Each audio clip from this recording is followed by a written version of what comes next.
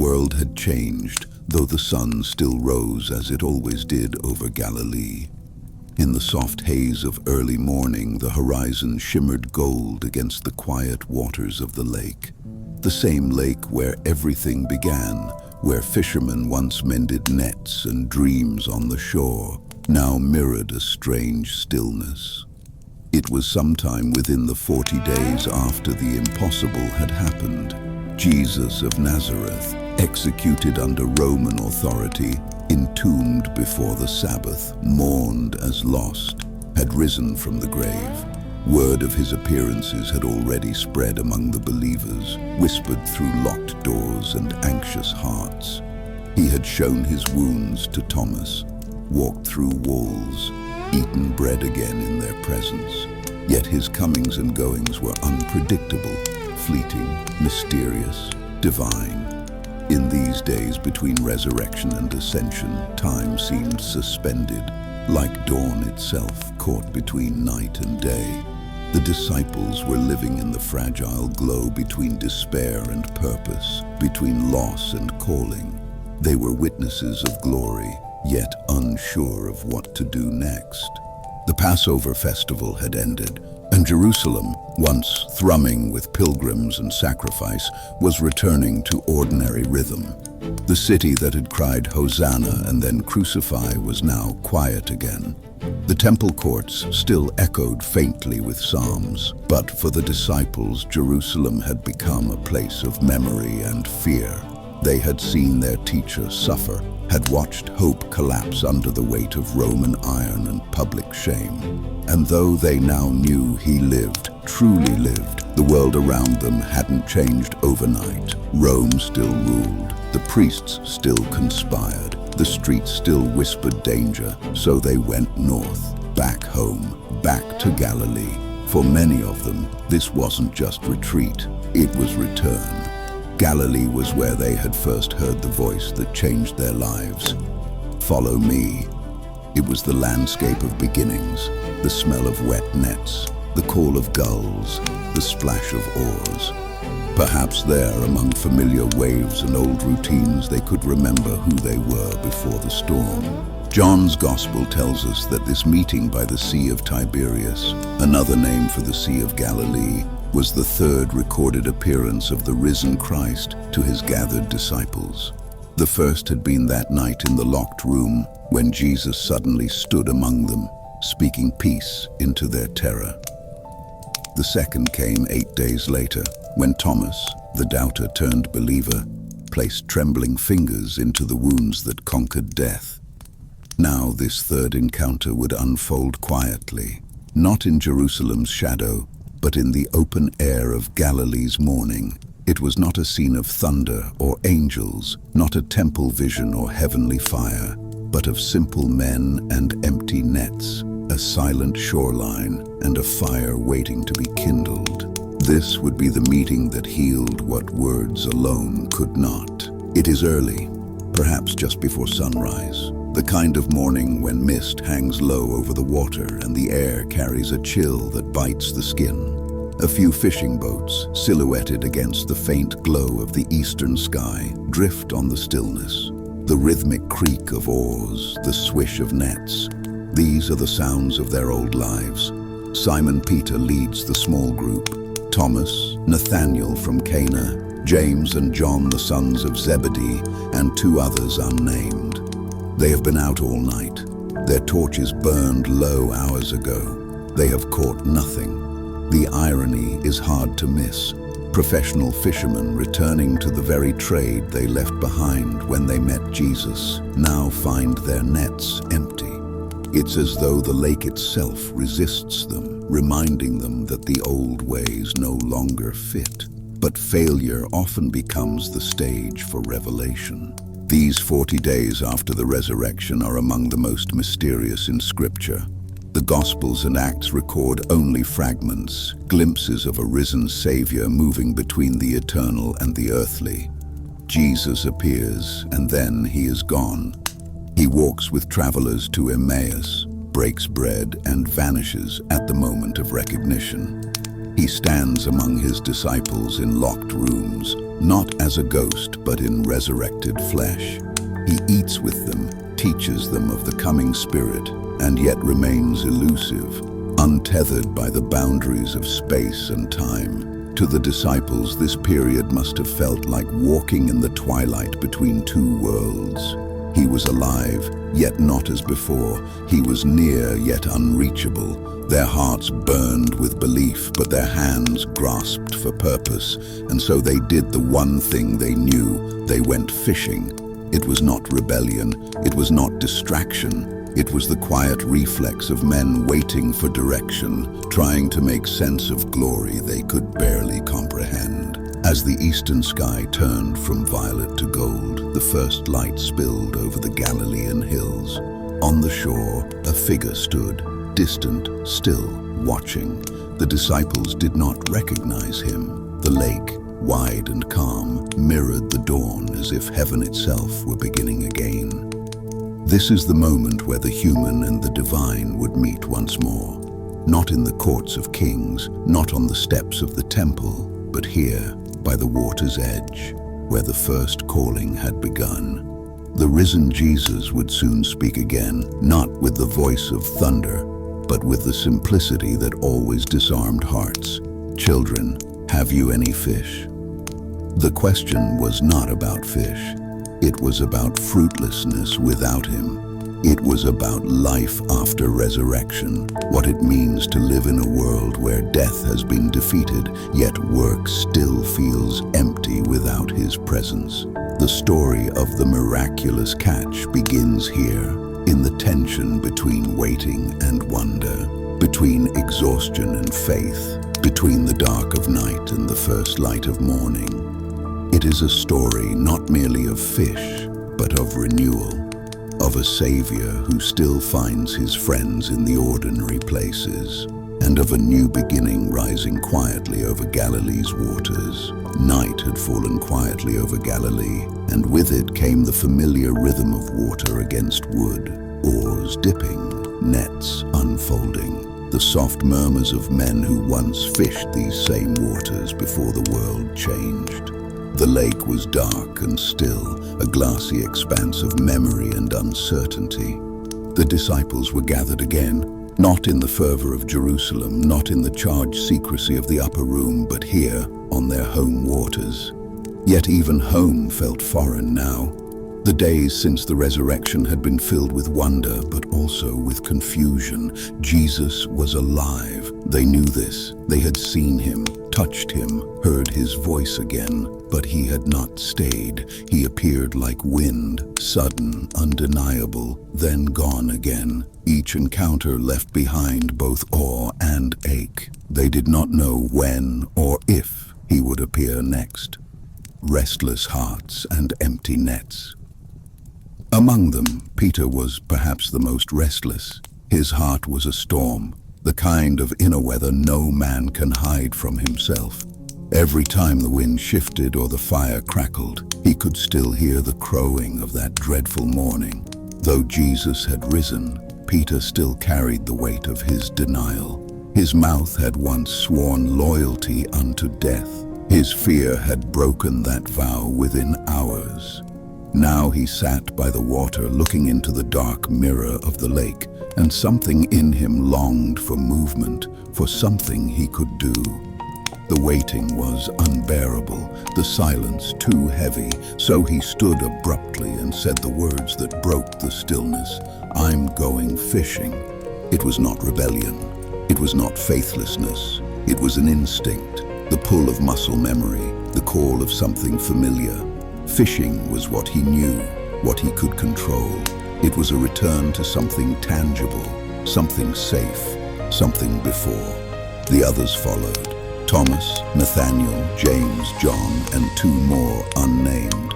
They climbed aboard, the boat creaking under their weight, and pushed off into the night.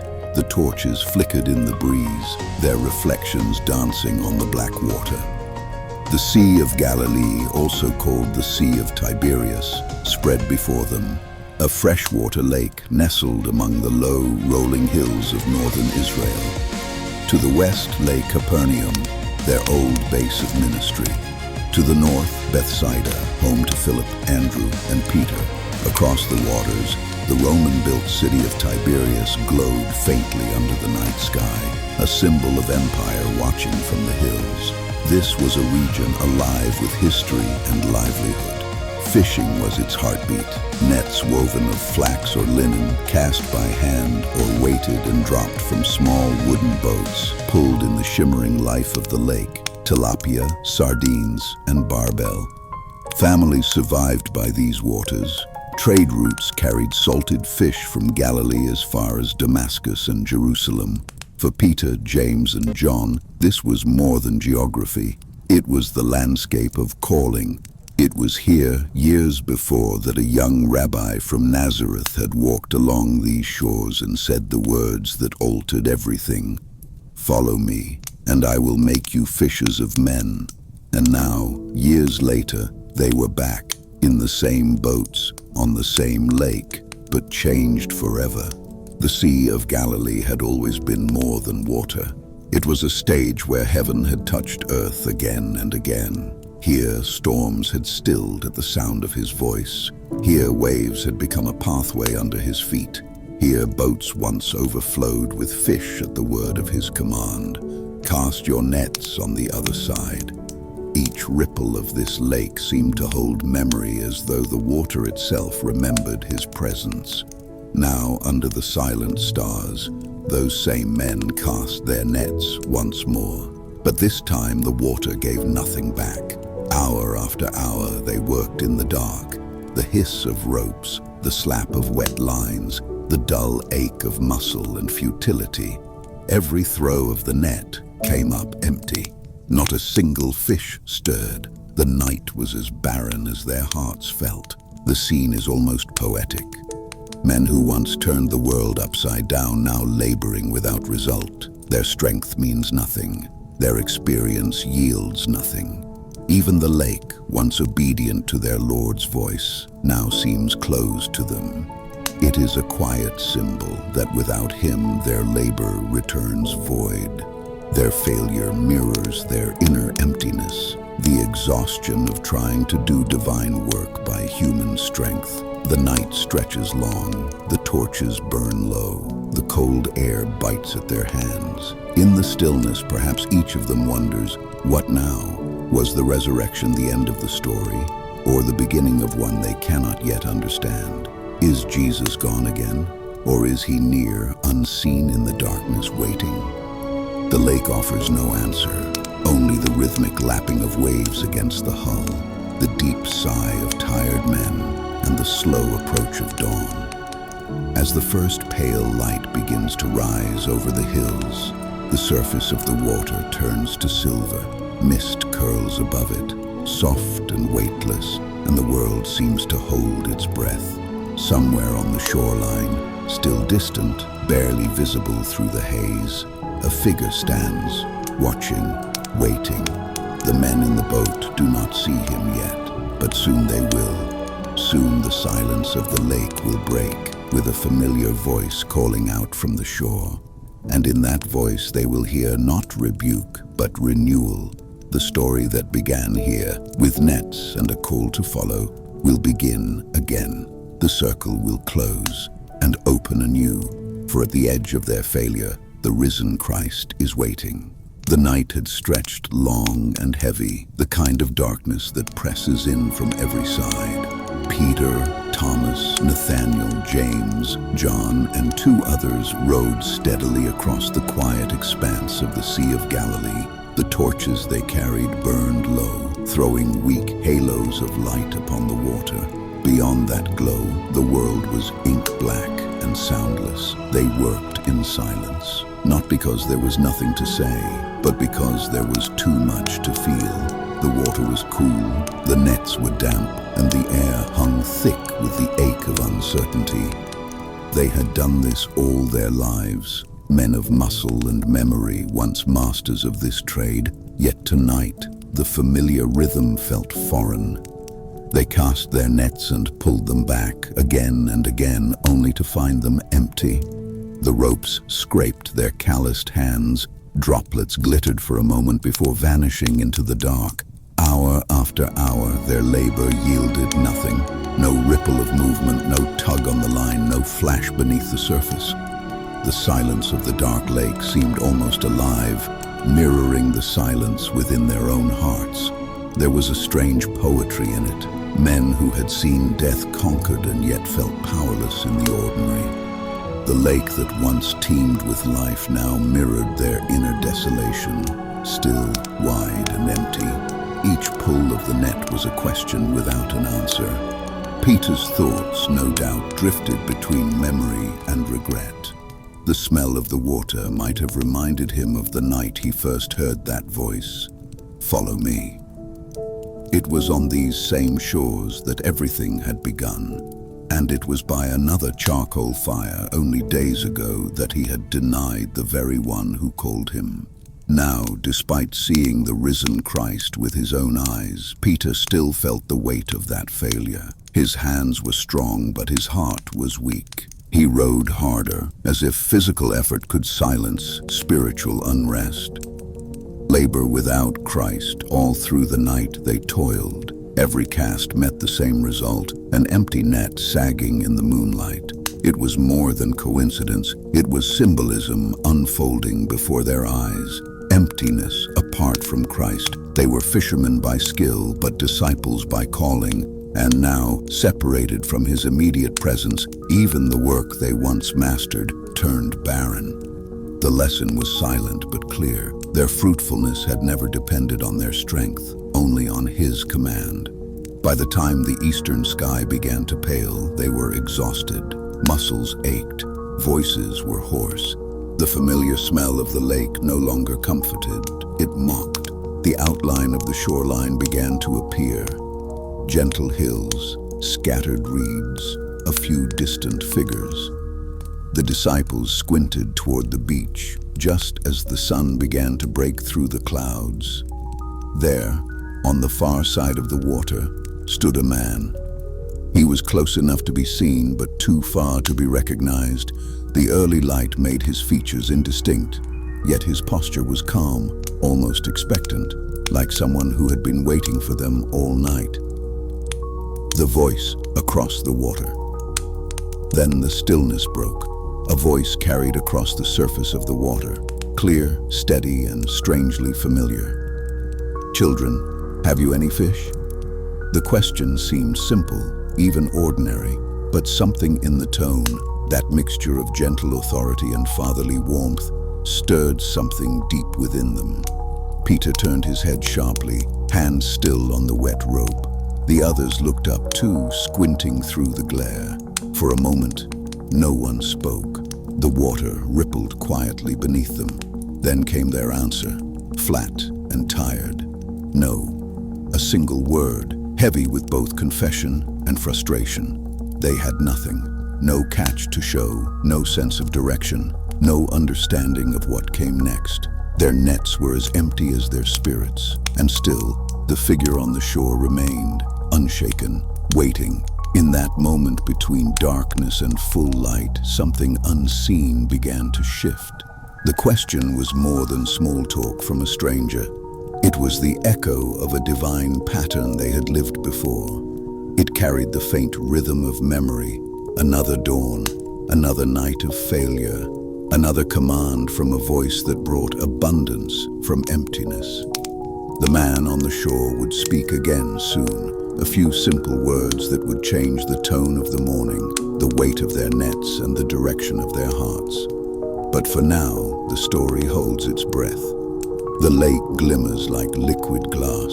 The nets hang limp over the boat's edge, and the disciples, still unknowing, drift within the sacred pause between despair and revelation.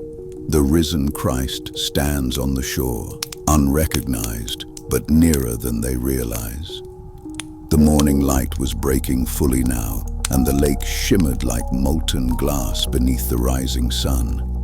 The air smelled of water and wood, cool and new. The disciples sat in their boat, weary and wordless, their empty nets draped over the side like a confession of failure. From the shore, the stranger still stood, motionless yet commanding.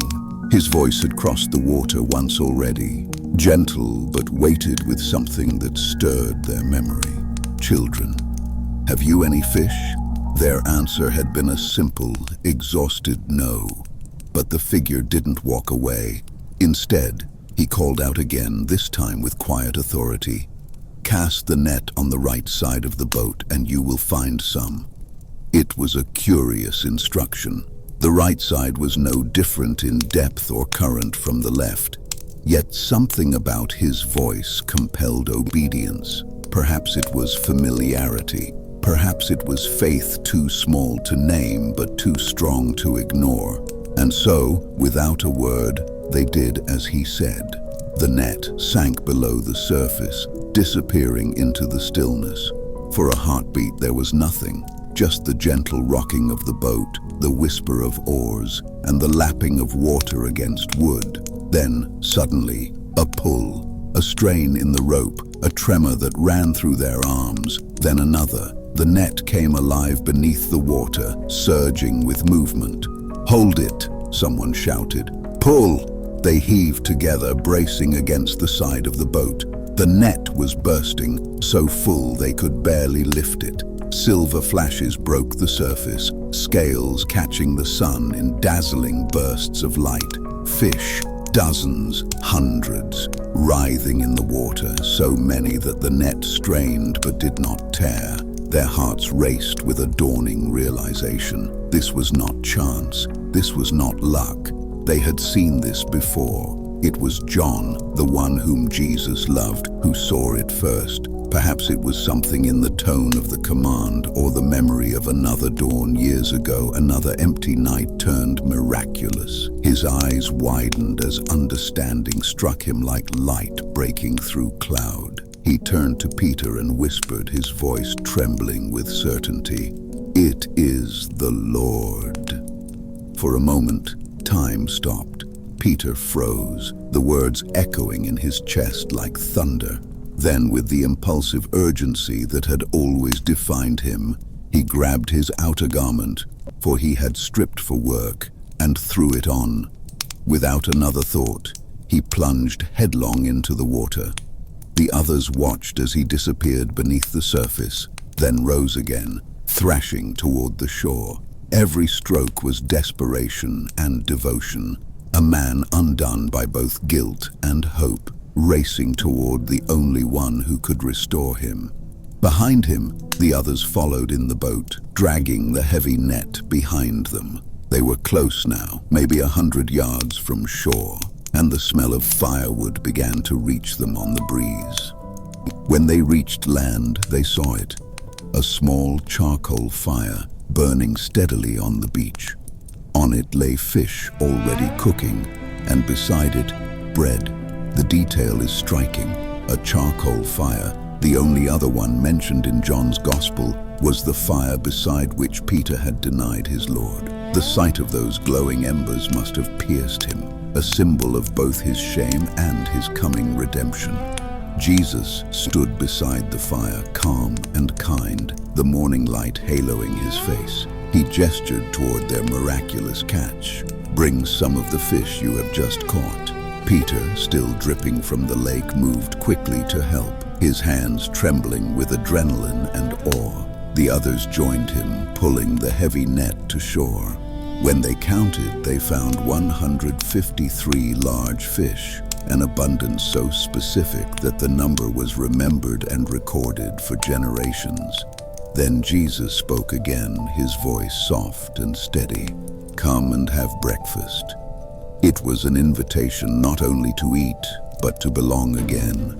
The risen Christ, Lord of heaven and earth, stood before them with fire and food, serving as he always had, breaking bread as he had on the hillside for thousands, as he had in the upper room before the cross. He took the bread, broke it, and gave it to them. Then he did the same with the fish. It was a moment drenched in familiarity, an echo of the feeding of the 5,000, a mirror of the Last Supper, and yet entirely new. This was not the teacher who would die. This was the risen Lord who had conquered death and still chose to serve.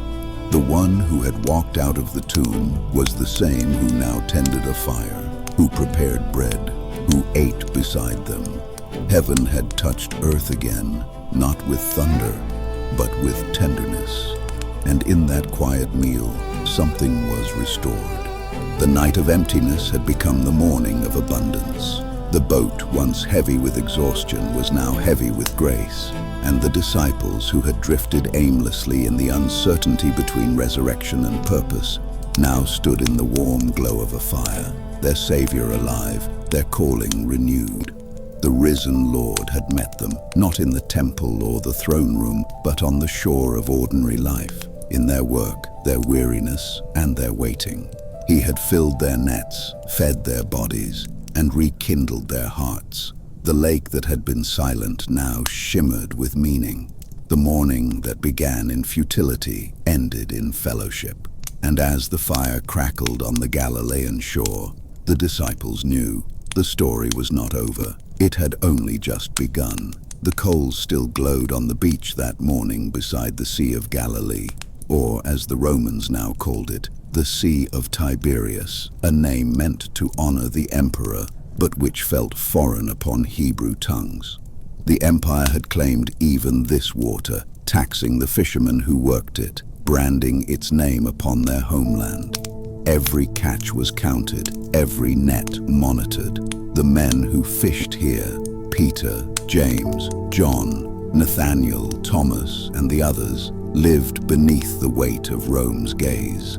Their boat, roughly 27 feet long, built of cedar and cypress, was like countless others that dotted the shoreline, sturdy enough for 5 men, their nets and their night's labor. They knew these waters as they knew the lines of their own hands. Normally, they fished at night when the air cooled and the fish rose toward the surface. By dawn, nets were usually heavy, their income secure. But not this time. The long night had yielded nothing. That emptiness, physical, emotional, spiritual, had hung over them until a stranger's voice called across the morning haze. Cast the net on the right side. It was a strange instruction. Fishermen of Galilee did not typically switch sides on command, but obedience, born of faint hope and old memory, led to abundance. 153 large fish, enough to represent weeks of income. A catch so full it nearly pulled the boat down. And yet, when they reached shore and saw Jesus, they left the fish behind. In the shadow of his presence, profit lost all worth. The nets that once symbolized survival now became symbols of surrender. They sat together beside the fire, that small circle of flame flickering in the morning wind. Bread passed from his hands to theirs, fish shared. No one dared to ask, "Who are you?" They knew the silence was sacred, the kind that comes when awe has replaced speech. But amid the calm, another fire still burned, the one inside Peter's heart. The scent of charcoal smoke must have carried him backward in time, to another night, another fire, when he had warmed his hands in the high priest's courtyard. 3 times he had denied his master there, each time louder than the last. The weight of that failure still clung to him like the dampness of the sea. Now, across from him, sat the one he had betrayed. The same voice that had once called him from his nets now called him back from shame. After breakfast, Jesus turned to Peter. The others grew silent, sensing the moment. The waves lapped gently, the fire hissed. "Simon, son of John, do you love me more than these?" The question landed softly, yet it carried the weight of redemption. Peter swallowed hard. "Yes, Lord, you know that I love you. Feed my lambs." A pause. Then again, "Simon, son of John, do you love me?" Peter's eyes dropped to the sand. "Yes, Lord, you know that I love you. Tend my sheep." Then a third time, echoing his 3 denials. "Simon, son of John, do you love me?" Peter's voice cracked. "Lord, you know everything. You know that I love you. Feed my sheep." Each question erased a wound. Each command gave a mission. Jesus did not ask, "Why did you fail?" He asked, "Do you love me?" Grace does not dwell on the fall. It calls the fallen forward. This lakeshore moment unfolded not just in personal significance, but within the charged atmosphere of Roman Galilee. The Sea of Tiberias itself bore the emperor's name, a daily reminder that their world was under foreign dominion. Fishermen paid heavy taxes and tolls for every net they cast, their livelihood woven into Rome's economy. And yet here, on imperial waters, stood a risen king, unarmed, unthroned, but victorious. The miracle had occurred within the empire's reach, yet entirely outside its control. The message was clear. Caesar might tax the sea, but he could not command its fish. This catch, abundant beyond measure, symbolized a new kind of kingdom, one not built by conquest, but by calling, not by taxation, but by transformation. The disciples began to understand this was no mere repetition of old miracles. It was a recommissioning. Their days of fishing for fish were over. A new net was being woven, one of words, faith, and witness that would span nations and generations. Peter, restored and renewed, would soon stand in Jerusalem and preach to thousands. The same hands that once hauled nets would lift the church from fear to faith. And that day on the beach, with its crackling fire, breaking bread, and gentle forgiveness, became the hinge upon which their future turned. The story began with failure and emptiness, but ended in calling and abundance. The same sea that had yielded nothing now overflowed with meaning. The same man who had fallen in denial now stood chosen to lead. The miracle of the catch was never about the fish. It was about the fisher of men, still calling his own from the waters of doubt into the promise of purpose. And as the waves rolled softly upon the Galilean shore, the disciples understood what the world had yet to learn. The empire may control the lake, but the Lord commands the fish. And when he speaks, the nets are never empty. The morning mist had long since lifted, and the surface of the Sea of Galilee shimmered beneath the full light of day.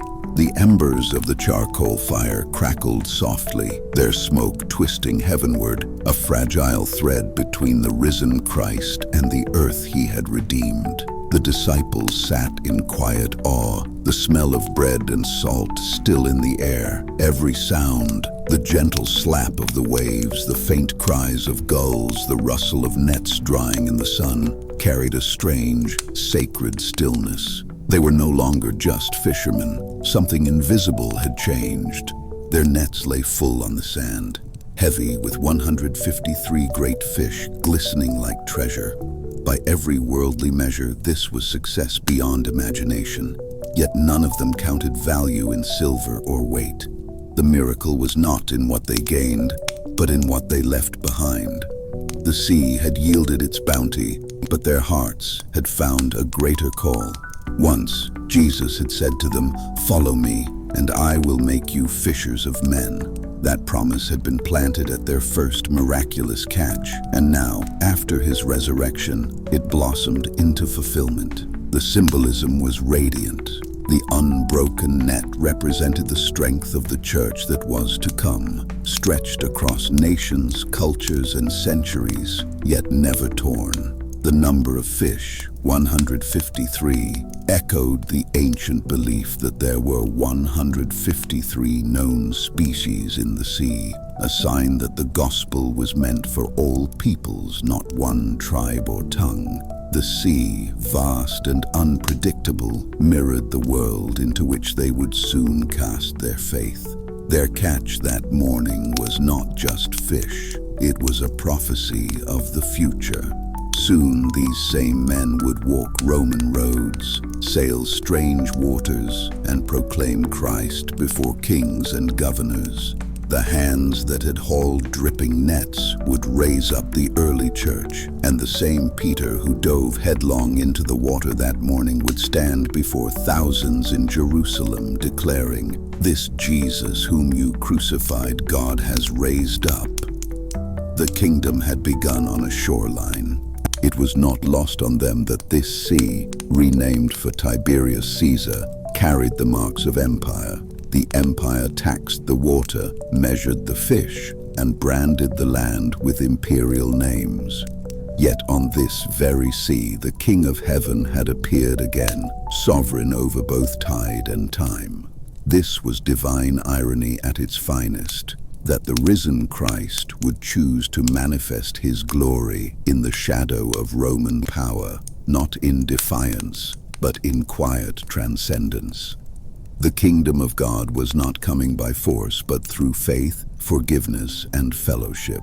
The disciples had eaten breakfast in the presence of the true King, one who ruled not from a throne, but from the shoreline of grace, the charcoal fire and the forgiven heart. As the waves whispered against the stones, Peter's heart burned brighter than the fire before him. The smell of charcoal, once a reminder of his denial, had become the scent of restoration. 3 denials had become 3 affirmations of love. The past had been rewritten not through punishment, but through mercy. And so, the fire that once symbolized failure now represented forgiveness renewed. That transformation would define Peter's ministry. Not perfection, but redemption. The one who fell hardest would rise strongest, fueled not by pride, but by grace. In the days to come, the disciples would often remember that morning. They would recall the fruitless night, the stranger's voice, the overflowing nets, and the meal shared in silence. When Jesus rose and walked a little further along the shore, his steps left no lasting imprint in the sand. Yet the world itself would never be the same.